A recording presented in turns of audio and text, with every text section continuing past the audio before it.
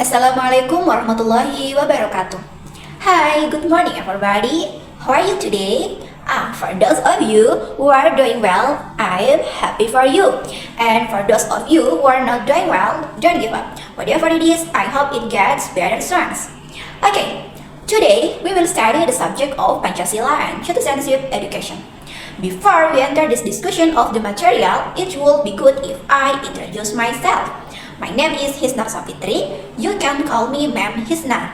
I am 22 years old. I am an alumni Makassar State University in 2024. Yes, this year. And I come from Lameto Village, Angkona Sub-District, and East Luwu District. Now, I work as a teacher in SMA YPS Sorowako.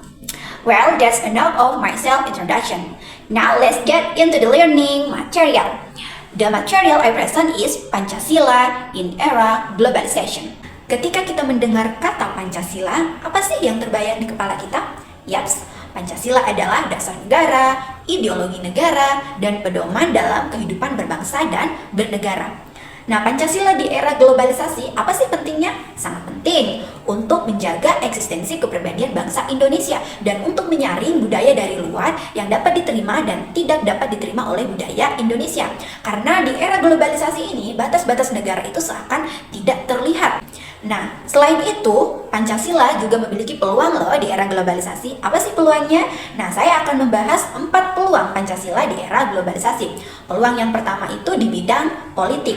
Nah, dalam bidang politik, Indonesia memiliki peluang yang sangat besar untuk mengimplementasikan dan menerapkan nilai-nilai Pancasila, yaitu dengan cara bergabung ke dalam PBB. Nah, bergabungnya Indonesia ke dalam PBB ini bisa mempermudah Indonesia untuk memperkenalkan kepada negara-negara di dunia tentang ideologi yang dimiliki oleh Indonesia. Ideologi yang hanya dimiliki Indonesia dan tidak dimiliki oleh negara manapun, yaitu ideologi Pancasila. Nah, peluang yang kedua itu dalam bidang ekonomi. Sesuai dengan nilai-nilai Pancasila, yaitu sebagai warga negara Indonesia, kita tentu harus mencintai negara Indonesia. Salah satu cara mencintainya itu dengan mendukung dan mencintai produk lokal atau UMKM. Karena dengan mendukung produk lokal atau UMKM ini, maka Indonesia bisa bersaing di pasar-pasar internasional di era globalisasi.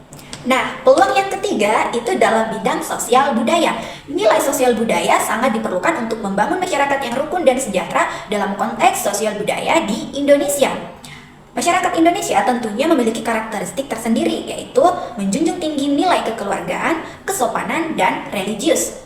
Nah, nilai inilah yang mulai terdegradasi, bahkan bisa dikatakan menyimpang loh. Kok bisa? Karena adanya pengaruh globalisasi.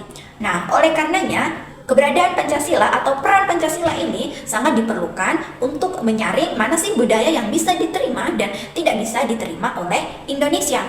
Selanjutnya, peluang yang keempat dalam bidang pendidikan.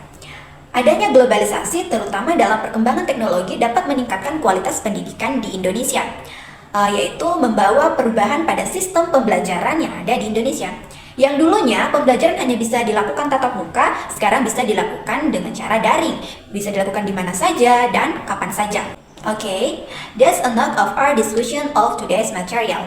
There is still a lot of knowledge regarding the application of Pancasila values in the era globalization. But unfortunately, we are limited by time. So, if you have any question, please contact me or you can ask me again in the next meeting.